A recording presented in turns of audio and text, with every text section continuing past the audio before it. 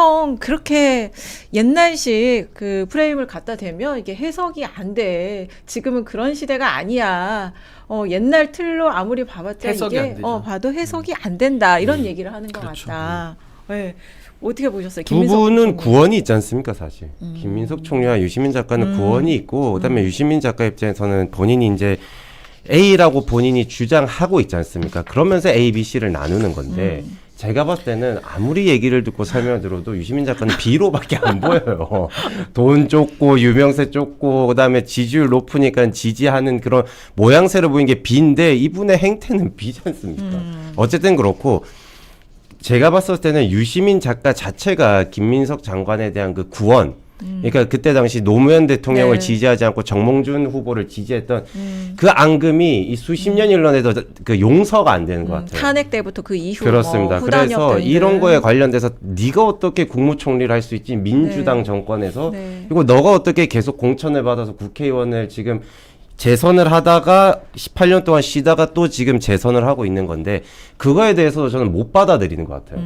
그러니까 몇몇 사람들을 영원히 용서를 못 할 것 같은데 유시민 작가가 그러면서 김호준 방송에 나와서도 굳이 얘기했지 않습니까? 그때 당시에 맥락도 안 맞게 그런 식으로 후단협 얘기를 하면서 비판하고 비난을 했기 때문에 그냥 김민석 총리라고 하는 사람 그리고 그 관련된 이재명 정부에서 이제 등용이 된 발탁이 된 고위공직자들 중에 본인이 마음에 안 들어하는 우리 민주당 정부에서 어떻게 저런 사람이 높은 곳으로 갈 수 있어 이런 거에 대한 불쾌감도 저는 개인적인 사감도 많이 들어가 있는 것 같아요. 그러니까 김민석 총리 같은 경우에도 뭐 굳이 제가 편을 들고 싶지는 않지만 네. 그 부분에 대해서 이제 반성한다고 했고 민주당 진영 네네. 쪽에서는 본인이 이제 잘못된 판단을 했다라고 하고 이제 손을 내밀고 있었는데 네. 지금 이게 참다 터지는 그림이지 않습니까? 해도 너무한다 이제 이런 게 나오는 것 같고 김민석 총리가 본회의장에서 이제 김현 의원이랑 문자 네. 주고받은 거 제가 봤을 때 아니 그래도 이 사람 참 양반이다. 어. 왜냐면 개인적으로 나는 문자기 네. 때문에 사실 안 좋은 얘기를 할 수도 있어요. 저 뭐, 참 정돈된 편이다 이런 제정신이야 생각하셨어요? 하면서 뭐 할 수도 있는데 문자를 되게 그래도 나이스하게 보내길래 뭐 그래 그렇구나라고 했는데 지금 봤을 때 저는 김민석 총리도 지금 임계점에 와 있는 것 같아요. 그러니까 이 형이 아무리 그래도 그렇지 네. 나를 지금 20년 넘게 이걸로 괴롭힐 수가 있냐. 내가 그렇게 사과를 하고 있는데 보면은 정청래 대표도 김어준 방송 가가지고 그 사과한다고 했고 유시민 작가 같은 경우에도 20년 전에 있었던 이슈 때문에 정청래 대표에게 뭐 자기가 미안한 감정이 있다라고 하니까 정청래 네, 대표가 네. 2배 본인이 사과한다라고 하면서 약간 좀 그 화해 무드 분위기가 근데 되는데 사실 그게 무슨 일인지는 보는 사람들 중에 모르는 사람들이 그러니까요. 대부분 아닐까요? 그러니까 네. 개인적인 그 몰라요. 앙금이나 원한 같은 걸 풀면서 결국에는 8월 전당대회 때 우리가 미는 정청래가 됐거나 그 누구가 됐거나 어쨌든 그 문재인 진영의 사람을 밀기 위한 빌드업 작업으로밖에 저는 안 보입니다. 그리고 저는 이게 뭐 감정의 문제는 우리가 주관적이니까 그것까지 뭐 우리가 있다 없다 이야기하는 것보다는 네. 저는 좀 더 실질적인 얘기를 좀 하고 싶은 게 결국은 이 논쟁 자체가 누가 주인이냐의 논쟁 같아요. 그러니까 어떤 분들이 이런 얘기 하십니다. 야, 유시민 전 장관이 그렇게 이재명 대통령 밀었는데 인제 와서 이재명 정부 잘 안 되는 일을 한다는 게 말이 돼? 막 이런 식으로 반박하면서 이제 소극적 논증을 하는 거죠. 그러면서 유시민 전 장관의 행위는 올바른 거야. 정부 잘 되라고 하는 거야. 이렇게 소극 논증을 하는데 저는 그 생각에 동의할 수 없어요. 왜냐하면 제가 판단할 때 유시민 전 장관은 어떤 감정에 휩싸여서 지금 이러는 거라기보다는 네. 조금 더 본질적으로 이재명 정부, 이재명 정권이 우리가 만든 거야. 유시민 전 장관 쪽에서는 우리 기득권 A가 창출한 정권이고 그냥 청와대에 이재명이라는 자연인이 가 있는 거야. 그래서 저는 이거 주도권 다툼으로 계속 보여요. 이게 어디서 또 드러나냐면 뭐 최근에 뭐 딴지 게시판에서 뭐 대통령에 대한 격앙된 반응도 네. 일부 있었지만 더 네. 중요한 건 유시민 전 장관이 나와서 한 얘기를 보세요. 네. 이재명 정부의 내각을 대통령만 빼고 거의 다 비판합니다. 김민석 총리, 정성호 장관, 뭐 윤호중 장관. 네. 그러니까 그리고 조상호 보좌관. 네. 그러면 대통령만 빼고 나머지만 지금 주변부를 비난에 가깝게 공격을 한다면 결국 이건 어떤 의도냐? 대통령을 고립시키는 거죠. 그리고 대통령을 고립시켜서 대통령은 A라고 하는 기득권 그룹과만 일을 해야지 우린 지지해 줄 수 있어라는 전 하나의 일종의 주인의식 내지는 조건부 지지 같아요. 그래서 저는 그렇게 치면 국민들 입장에서는 아니 이재명 정부가 이렇게 잘해서 네. 높은 지지율을 받고 있는데 이재명 대통령이 잘하신 거 맞고요. 그럼 대통령만 잘했습니까? 대통령이 인사권도 잘하신 거고 그 인사권에 따른 참모들 그분들도 같이 기여를 해서 잘한 거라는 평가를 국민들은 하고 있는 건데 유시민 전 장관은 국민들은 ABC로 나누고 내각은 대통령만 빼고 나머지들을 다 비판하고 공격하는 방식의 좌표찍기를 통해서 대통령을 고립시키고 있다. 전 이런 부분에 대해서는 나름의 주인의식이 전 유시민 전 장관이 매우 강한 거 아니냐. 전 그렇게 보고 있습니다. 이 당의 주인이 우리다. 이 정권의 주인도 우리다. 네, 우리 말 잘 이 들을 정권의 때는 지원해 주인이 주는데 우리다. 우리 말 안 들으면 한번 해보자는 거야? 라는 식의 약간 그 대결적인 느낌으로도 읽혀요. 그러지 않고서야 어떻게 차라리 비판할 거면 대통령을 비판해야 될 수준인데 대통령만 빼고 나머지를 다 비판하거든요. 전 이런 방식은 조금은 좀 정정당당해 보이진 않는다. 네. 좀 그런 생각이 듭니다. 이 상황에 또 민주당의 폭탄이 또 하나 떨어졌는데요. 이것도 영상이 준비되어 있거든요. 보고 가시죠. 그때 친문 세력들이 이낙연을 밀려고 아예 다 조직적으로 맞아요. 대장동 사건도 터뜨린 거잖아요. 대장동 사건도 조중동이 터뜨린 게 아니라 그 이낙연 쪽에서 터뜨려서 그게 확산된 거 아닙니까? 야, 우리 지역구의 의원들이 하나도 선거운동 안 한다. 이재명 후보 유세차 돌지도 않고 어디 처박아 놨다. 이런 제보를 엄청 들어서 소위 친문 세력 누구라고 특정은 하지 않겠습니다만 상당수 의원들이 이재명 선거운동을 안 했다니까요. 이낙연 이 발언 때문에 또 민주당이 난리가 났어요. 고민정 의원이 송영길 선배 롤모델이 될 건지 반면교사가 될 건지 어쩌려고 이러시냐. 최민희 의원은 이제 더 노골적으로 이제 반박을 했는데 송영길 전 대표 저 말은 거짓말이다. 이게 윤석열 당선 이후에 친문계 의원 다수가 표적 기소, 조작 기소 당하지 않았냐 이러고 있습니다. 근데 송영길 전 대표는 친문계 일부와 이낙연계 의원들을 지지한 것이다 이렇게 부연했어요. 근데 왜 송영길 대표가 왜 이 얘기를 했을까요? 아니 지금 이 흐름에서 봐야 된다고 저는 생각하고 네. 저는 최민희 의원도 방금 저런 게 이제 소금 논증 방식인데 마치 그 인사들도 수사받았으니까 정당한 사람 아니에요라고 하는데요.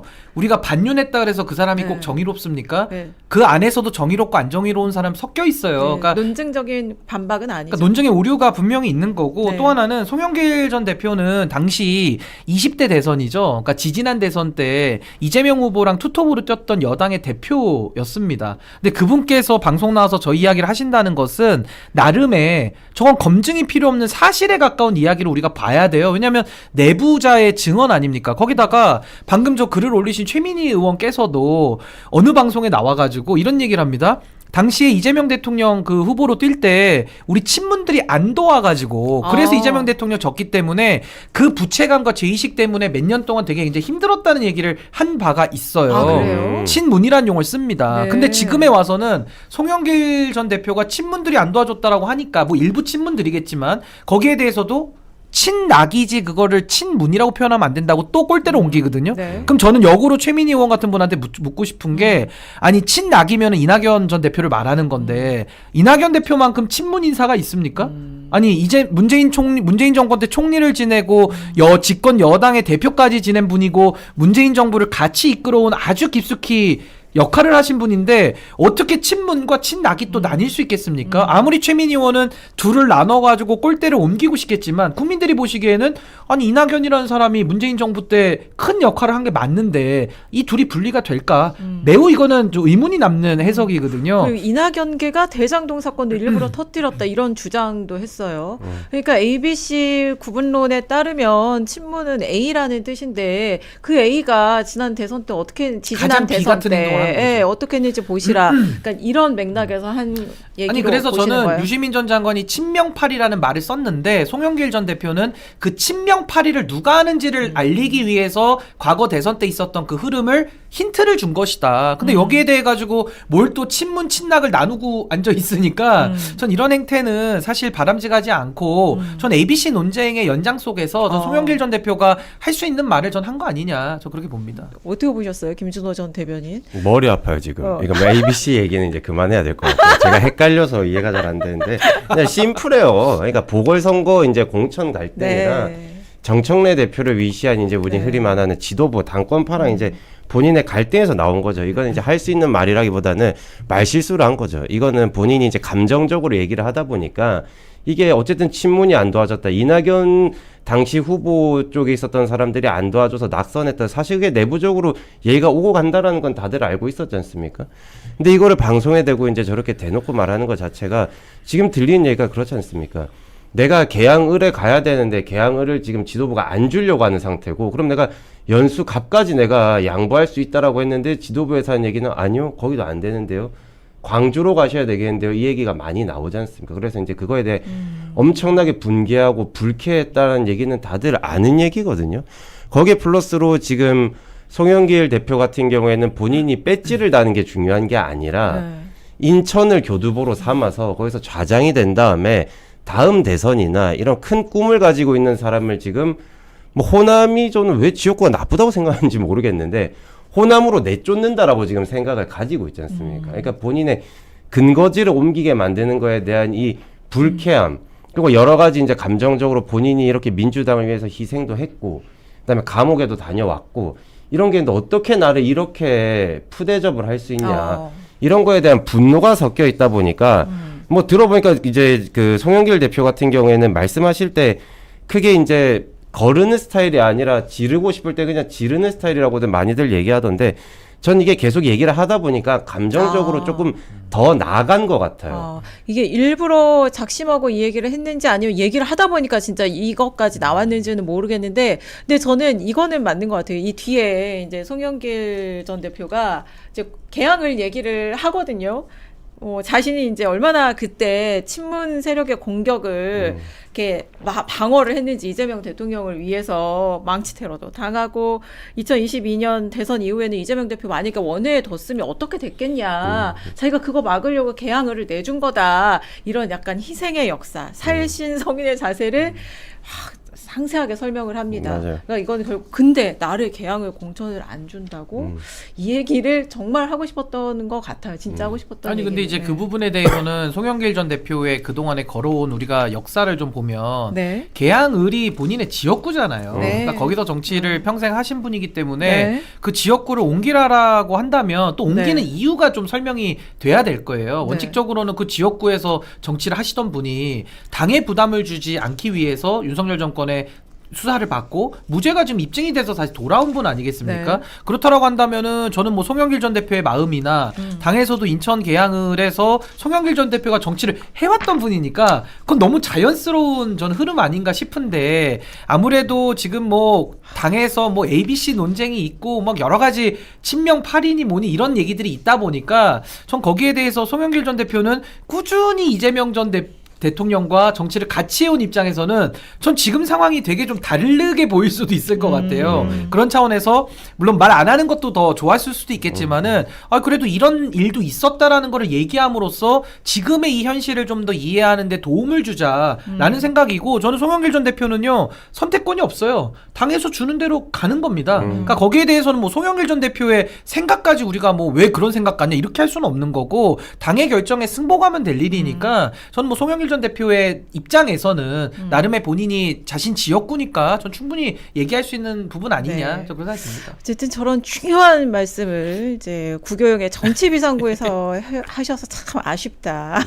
전파사도 한번 이슈 이슈 전파사가 전파사에도 있다. 좀 나오셔야 예. 되는데 저희가 오셔야겠네. 그러니까 이게- 섭외 노력을 했습니다만 아직 못 모셨는데 네.